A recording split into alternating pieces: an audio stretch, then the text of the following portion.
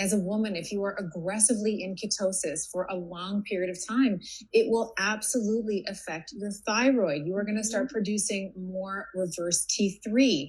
So we want to be, for women, it's okay to be, to have a therapeutic intervention of ketosis, but we don't want to keep you there forever.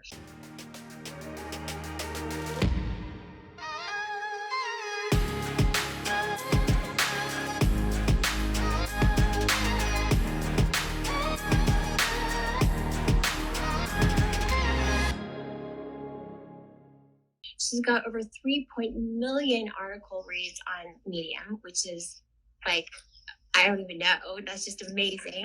And she's just helped thousands and thousands of women lose weight, regulate their hormones, and get off of medications.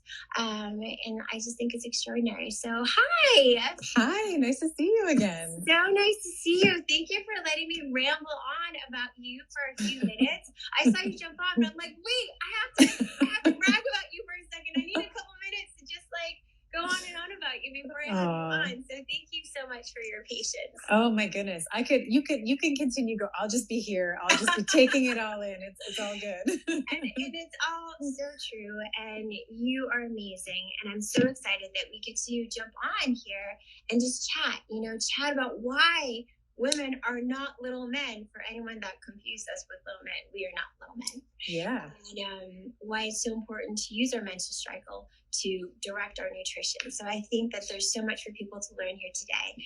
And I know I gave you a little bit of a intro, but if you could just, maybe give everyone a little bit more about your background and how you got to now, I think my audience would love it. So sure. Yeah. Well, first, thank you for having me. It's lovely to see you again. You are on our podcast this week, and we've just been getting such phenomenal feedback about your wisdom. So really, really excited to be coming here and hopefully providing as much value to your audience as you did mine.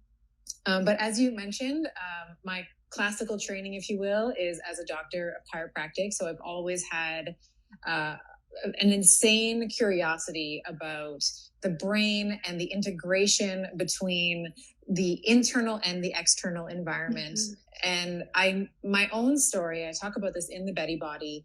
My own story was that even though I was all about functional neurology and how can we eat better and how can we move better, I suffered with my own problems with my menstrual cycle for years. And I would often just medicate. So when it was that time of the month, like a couple days before it was my bleed week or when I had my period, I would be taking all the Motrins and all the things to try and silence my body's I would call it sort of pesky hormones and my pesky menstrual cycle, but it was really my body's attempt to speak to me. And it wasn't really until I had hit rock bottom, both personally and professionally. I was going through a divorce at the time, which was, for anybody who's ever gone through a divorce, how emotionally difficult that is and I was doing it with young children. And then my clinic also burned down at the same time. So it was like, the universe was like, all right, let's see what you're made of, girl. So we're going to, your life is sort of unfurling as a ball of yarn behind you. And then your clinic is also gone. So I, a lot of stress, you and I talked a little bit about this. I think sometimes when you hit rock bottom, it's one of the most powerful places to be because you are, first of all, able to see what you're made of, but you really get you get a lot closer to who you are and what you're going to do about it. So I started rebuilding my clinic.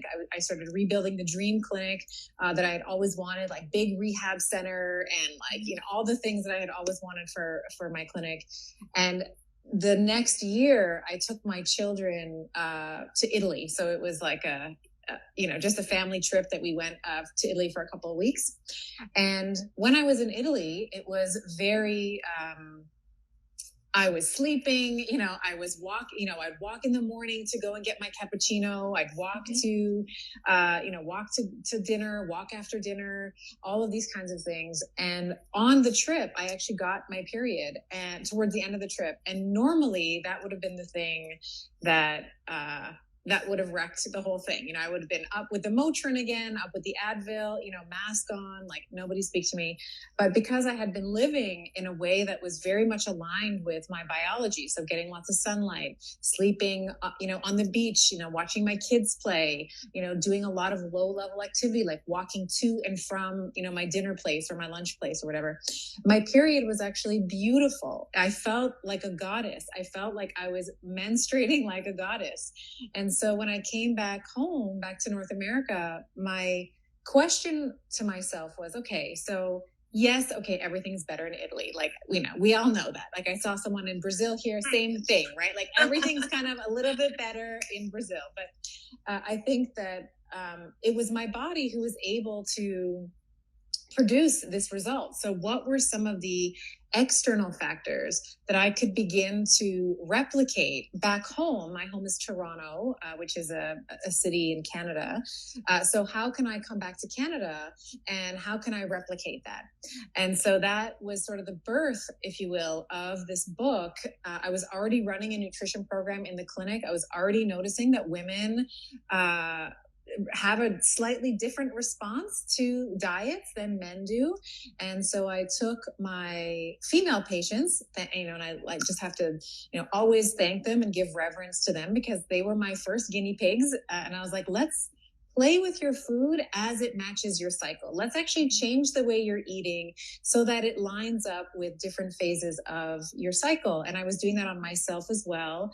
And then implementing some of the things like making sure that there's sunlight in the morning, making sure that there's low level activity, rest and recovery.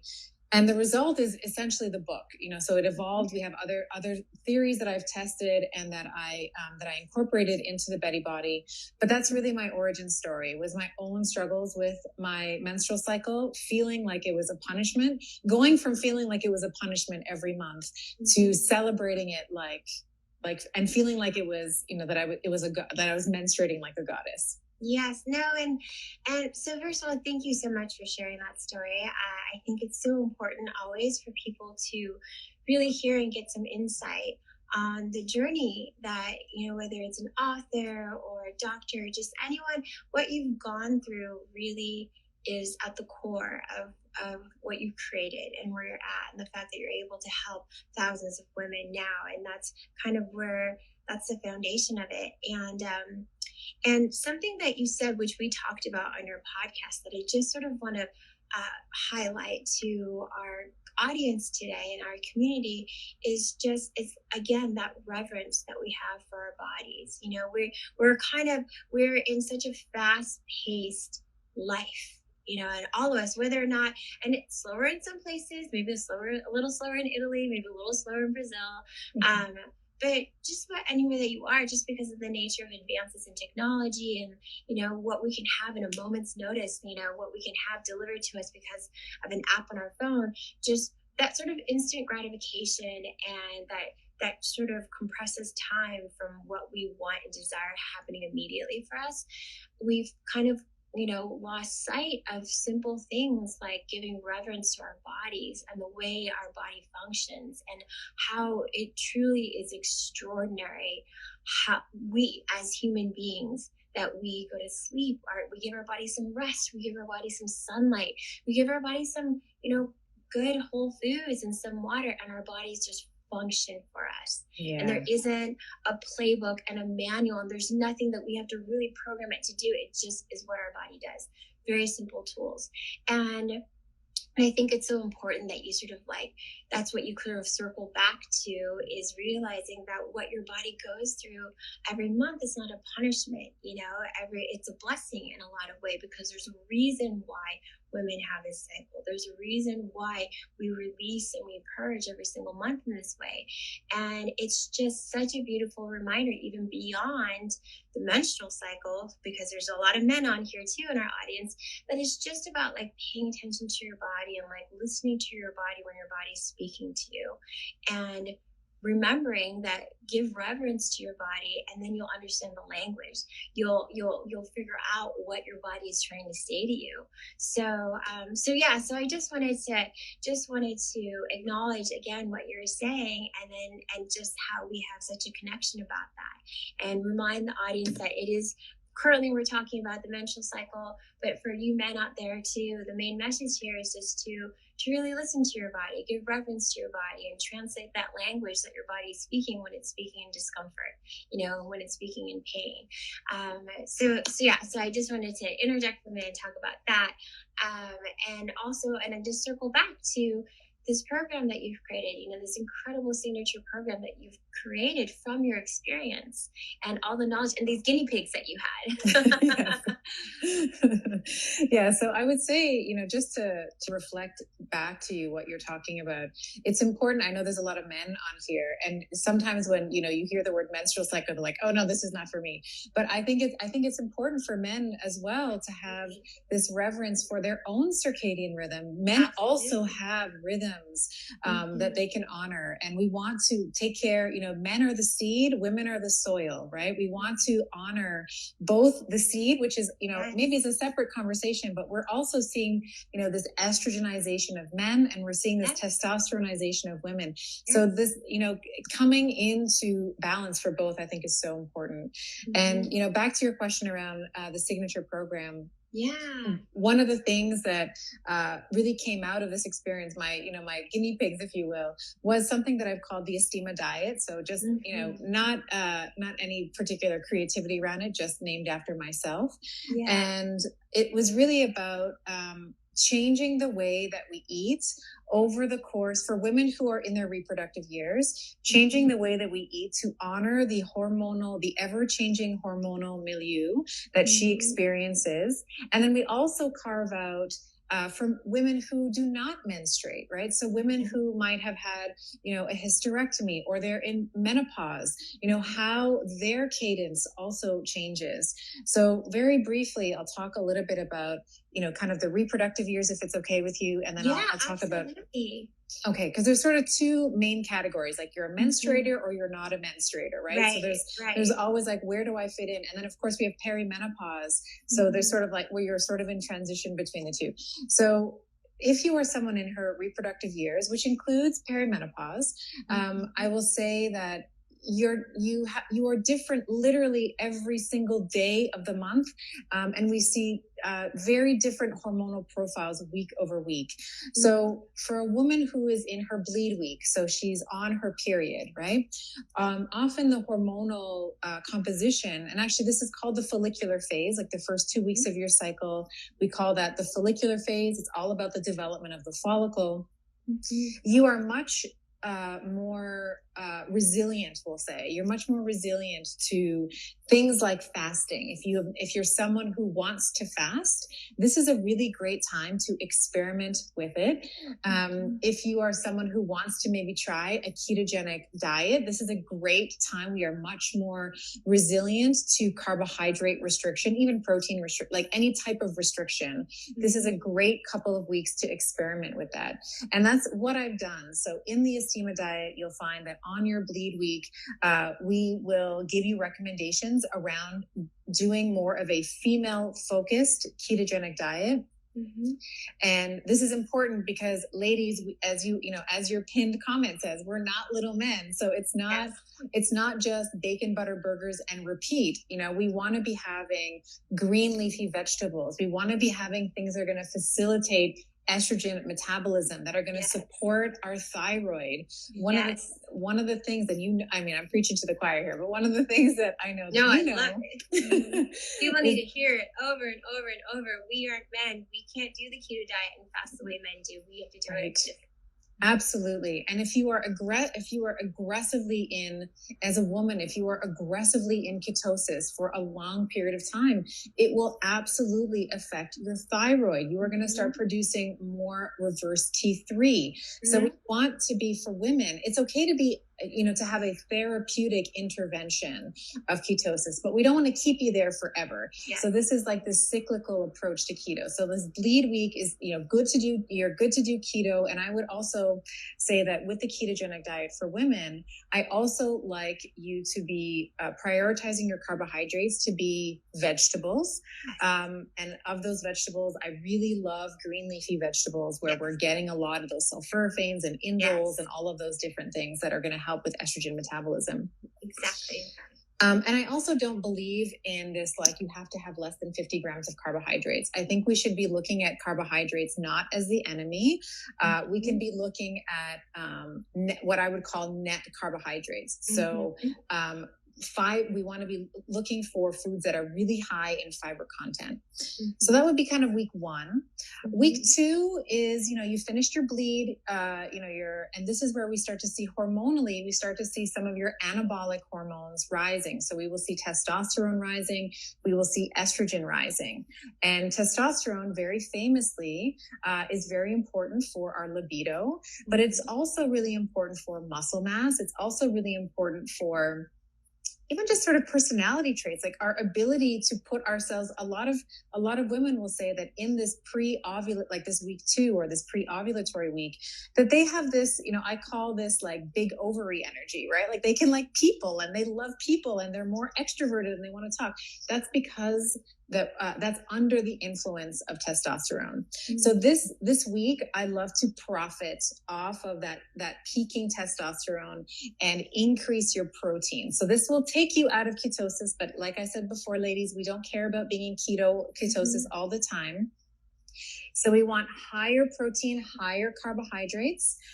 So I usually will break it down something like 40% fat, 40% protein, 20% carbohydrates. The other thing that's really important about this is that it actually keeps you insulin sensitive. So I don't know how much geek you want me to go into here, Serena. I am a nerd. I love geeking out on this stuff. This is my jam. So okay. So one of the things paradoxically that we see when you are in keto for a long period of time is that you actually become insulin insensitive. Yes. So thank goodness I was not, involved in designing the human body, because I would have not thought of that, right? So when you are not consuming carbohydrates and bringing about that insulinergic response, your receptors are like, well, what are we doing here? We're just like sitting around doing nothing. So we downregulate the sensitivity of our cells to insulin. So it's important rather, to keep our cells sensitive to insulin by increasing your carbohydrate intake on a regular basis. So that's what this week is really about. Yes. And then we move into, you ovulate, which is, ladies, the main point of your cycle is ovulation. I know that your period is the popular girl. She gets all the attention, but ovulation is the main point of your cycle. It's not to bleed, it's to release the egg from the follicle. So we ovulate, and then we move into a different phase of the menstrual cycle called the luteal phase. This is basically the follicle becoming the corpus luteum. It's just, I often call it like the artist that was formerly, the artist formerly known as the follicle is now the corpus luteum, right? And now we see a different hormonal environment in this woman. So now we see estrogen is low again in that first part of the third week. We start to see progesterone rising, very warming to the body. So the core body temperature is going to elevate. And this is very similar, if you sort of look 30,000 foot view from the trees, very similar to week 1. So I like to bring her back into a keto, so a 70, 20, 10, 70% fat, 20 protein, 10% carbohydrate. But I like to add in resistant starches. And I know we've talked about resistant starches in the past, but this is honestly the key for longevity on this program, because so many women who've tried keto before, they'll say, you know what, I was doing good until like week 3, and then I had it's like, it didn't matter how much fat I had, I just wanted a bagel. Like I just wanted chips, cookies, crackers, like it didn't. So, and that's really a distress signal from the microbiome. So when the microbiome is starving, it's going to, through the gut-brain axis, it is going to tell your brain, get some carbs, we're dying out here. So when we are consuming resistant starches, examples might be green bananas or green banana flour, green plantains or green plantain, but they're cousins, bananas and plantains. Raw potato starch is another really good source of resistant starches. You are basically feeding your microbiome. So now the colonocytes in your large intestines are like, all right, we're good. We got the food. So now you will quell some of those cravings that I described before.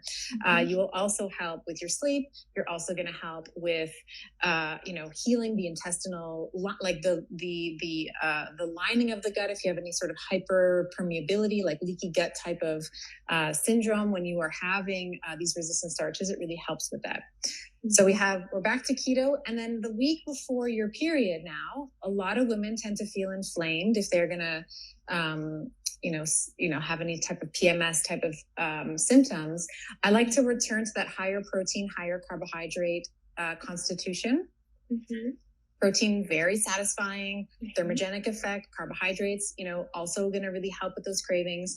And then I also like women to actually increase their calories this week. And this is where a lot of women are like, eek, no more calories, but you actually need more calories this week. Your body is creating a new organ, and it does that every month. And in order to support your physiology, you need to eat more. Like you're already using so much energy to create this beautiful organ, and whether or not you're going to have a baby is like, that's your choice. But your biology is going to be working towards creating this big, fluffy 5-star hotel for this fertilized egg. So you are going to need more calories to facilitate that. So that's sort of the overview of how a woman who's menstruating might consider eating in accordance with her menstrual cycle. And thank you for that. And I think it's sort of a new perspective in terms of how what I've brought onto the show and my platform. And I think it's so important. And we've had some questions about keto and what that means when your insulin sensitivity drops off, and it basically means that you can become diabetic. That's what we don't want to happen. So right. It's about balance, and it's really about being very attuned to your body and your body's needs. And I think it's so important that you've come on here to educate people that keto by design is not for everyone. And that the difference between men and women really need to be highlighted, because it's not that women can't do it. It's just that we do it differently, right. And this is a great example of how you can do it and maintain balance in your body, because it's not straightforward. During different times of your cycle, your body has different needs because your body is doing different things, Right. And right. And it's important to honor that. So let's talk about, okay, so in your book then you outline the diet, or you outline parts of it, and then there's a lot more that you actually have in your book. So I'd love if you could just share with everybody what they're going to find when they order this on Amazon. You can find it at Barnes & Noble. Yeah, like most online retailers, but Amazon is the main place you'll find it. We talk about a lot of things in terms of cyclical living. So I would say we talk about how to train for your menstrual cycle. So how the hormonal landscape will change, for example, the tension in your ligaments, the laxity or lack of laxity in your ligaments. There's a lot of women who are always doing HIIT training, for example. And, I'm not poo-pooing on HIIT. I love HIIT, but there are certain times of the cycle where you are more prone to injury because your ligaments are more loosey-goosey. So we want to think about where you want to know where you are, so that you can modify your workout to suit, the biomechanical and like your neuromusculoskeletal environment as well. So we talk about muscles. I'm biased. I love resistance training. I think it's one of the best ways that we can improve our metabolism to become better glucose disposal agents, to continue to improve our insulin sensitivity. I also talk about morning routines and evening routines. I know you and I have talked a lot about this as well. I think that this is one of the areas that we kind of we sort of know we should be doing, but it's really easy for us to be like, okay, not now. Like, I'll just watch one more Netflix episode. Like, I'm not going to like turn off the lights just yet, So that's I talk about sleep, and, ladies, if there's one thing that if you take nothing from this, like, just get to bed early. That's the one thing we can't bottle that for you. So you got to get to sleep early. We talk about sleep. I talk about the importance of a healthy sexual life. So whether that's with a partner or with yourself, and actually ideally both, like, you want to know how to pleasure yourself and the impacts that has on your brain. And then, of course, to be able to translate that, if there is a partner, someone that you are, that you love and you want to be intimate and vulnerable and open with, how that translates to the bedroom with them, and how that helps both your physiology, how you can get the oxytocin and all the good stuff. I talk about sleep. I talk about hormones, like all the possible hormonal derangements, like PCOS and endo and high estrogen, low estrogen, all the things. So it's basically, ladies, it's like a Bible that you need to have. It is an essential part of knowing how to help yourself, all these tools in one place, and addressing things that we just don't normally address. It's so important to get super specific about what is in alignment for your body, but even more importantly, at what times of the month. Right. And it's something that we just don't focus on enough, and it makes complete sense. It's so logical. Our body, again, is changing all the time and doing different things. I mean, if you think about when you go to bed, right? And during different times throughout the course of the night, your organ systems are, they're detoxing, they're cleansing, they're resetting. And this is just, during one night. So if you think about it, like, it's not just, I get my period every single month. It's what your body is doing throughout the course of, the weeks between one from another. What is your body actually doing when it's releasing? It's not just an inconvenience. It's not just, so I wasn't pregnant and therefore I got my period. It's much more than that. And I love how, Dr. Stephanie, you put it all together in such a beautiful and fun way that really someone can just read it, and you're getting so much information out of it. You're getting instructions on what to do, but it's also just like a fun way that she shares it. And so, Amazon, you guys, for the men, for your women, Amazon. For your women, you want to get this for your next, your next gathering with your girlfriends. And it's just a beautiful book too, by the way. Look. Thank you. Thank you so much. No, you're so welcome. I mean, I'm so grateful that you're able to come on here and share it, and sharing a topic that for myself, I haven't talked about it enough, and it really is so important. And we talk so much about women's health, and we talk about fertility. We talk about kind of each topic in its own space. We talk about PCOS. We've talked about all these things, and here and we've talked about keto. We've talked about all these different things, but you're really pulling it together in a way that creates a framework for every woman, and also you men out there who may notice differences and changes in your partners or in your family members who are female or in your friends. And maybe this can give them some insight. Maybe they're pushing too hard with the diet. Maybe they're working out too hard, and they don't realize that may be the cause of their discomfort. And here is a perfect guide for how you can self-regulate that in these simple ways. And it's so doable. And so I have to say thank you to you again, just for creating this program and this diet, and putting it all together in this beautiful book, and just making it so accessible here, for everyone, both sexes.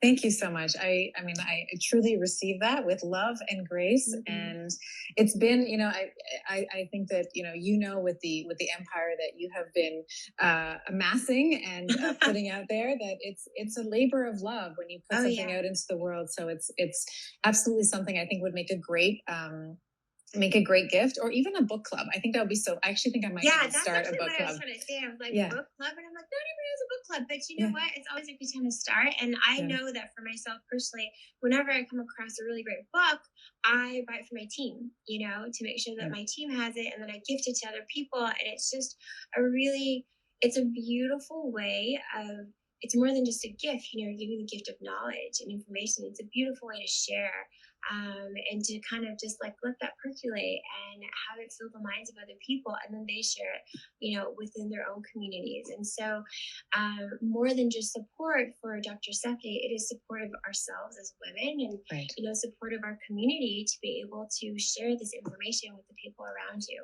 So maybe you need to do a book club, because I see someone here that says book club. Yeah, I see. I'm thinking like that might be a good idea. You might want to do that. I had a friend, several friends of mine have done that with their books. It's just kind of like start an online book club where people can read the book, and then they can connect to you with the questions that they have, and just share their journeys. And I think that's amazing. So and my whole goal here with the book, and I see someone saying a weekly live, every chapter gets a live discussion. But I think if we can remove the shame and the guilt around being female, and how our bodies work differently, and when we begin to sink into how our body and understand how our bodies work, I think that is really the definition of empowerment. Because when a woman knows how to respond to both her internal environment and her external environment, this is really how we change the world. She's a better person to herself. She's a better mother. She's a better lover. She's a better wife. She's a better girlfriend. She's a better friend. She's a better daughter. And then, the community changes that way. So I think if we can begin to just eliminate some of the shame that we've all been, brought up with around our periods, and we say, okay, it's my body talking to me. This is what she's telling me. This is how I'm going to help her. Then I think this is how we can really move the needle for not only women's health, but I think the world. So I agree 100%. It's embodying that feminine energy. It's that feminine energy that helps to guide. And, I agree. It's that feminine energy that and feminine energy doesn't necessarily mean you have to be female. Like we all, men and women, we embody both feminine and masculine energy. But that feminine energy nourishes not just ourselves, but the people around us, our community, and our world. And there should not be any shame for anything that makes you female, because that part of like your monthly, and I get mine around the moon every month. And so maybe TMI for all of you, but just so you know, and it's something that it's almost an acknowledgement of a connection that I have with the universe as well, that this is what's happening every single month. And really, as you said, not to have any shame around it, because it used to be an inconvenience. It used to be like, oh, I can't do that, or okay, maybe you can't have sex because you have your period, or like different things. And it's just a part of us, and it's a part in every way that everything else is that we embrace. And so it's a beautiful reminder what you're saying. I want to circle back to something that you just said that I think is so powerful, which is the menstruating around the moon. And I would say that we are all intimately actually connected to the moon, whether you are a menstruator or not. There is a certain pull that the moon, we know that the moon changes the tides. It actually stabilizes the Earth's axis. So our seasons are predictable because of the gravitational pull of the moon on the Earth. So to think that it doesn't affect us is a bit of hubris. We are absolutely connected to the moon. And, I think of the word lunatic, which is often, we talk about this as like someone's mental status, but it actually means someone who reveres the moon. So I am a proud card-carrying lunatic, and I think that the moon, and I think that the moon is so important for women. And you can menstruate. You don't have to menstruate on the new moon or on the full moon or whatever, but to have a connection with the moon, I just love that you have a physical connection with the moon as well. And Robin, I can see her comment. She's saying, "Yep, that's me too." I love it. It's beautiful, and I feel like it's a blessing. I feel honored because I do feel that connection, and I do revere the moon and our universe, as everyone who follows me or is in my community knows. And we are just energetically, we're all connected. But if you think about, as you said, the moon's effect on the tides and the ocean, and how we as human, vessels, that we are also over 60-70% water. So it's all connected. And so kind of flowing with that ebb and flow of like what's around us, what's within us. I mean, that is what helps to not just create balance, but it also creates like just optimal. You want it creates radiance and vibrancy. And I think that's what we all desire and what we want each other to have. And that's definitely what Dr. Stephanie wants for all of us. So thank you so much again. Thank you for our chat on your podcast. It was so much fun. I'm going to keep sharing it. So if you guys missed it, I shared it on my stories and I'll do it again. And just thank you so much for coming on here today. It was so much fun. And I know everyone learned so much. Thank you so much for having me, Serena. This has been so much fun. And you have the best audience. Like the comments, I've just been sort of watching them. They're so positive. I love Everyone's it. Everyone's amazing on here. Yeah, Yes, and thank you for that. We're just going to take a moment here before we jump off just to acknowledge you guys, because every time you come on, it's so much love and there's so much support, and you guys stay on and you're engaged and you're here to learn, listen, and share. And for that, I am so grateful every single time. And it doesn't matter if I haven't had a live in, for weeks, or I've had a live every day, like you guys show up. And so I have no words except that I'm so grateful to you guys. And, I can't wait to see you guys soon. All right. Thank you so much. I'll talk to you soon. Thank you so much. Thanks, Serena. Bye. Bye, everyone.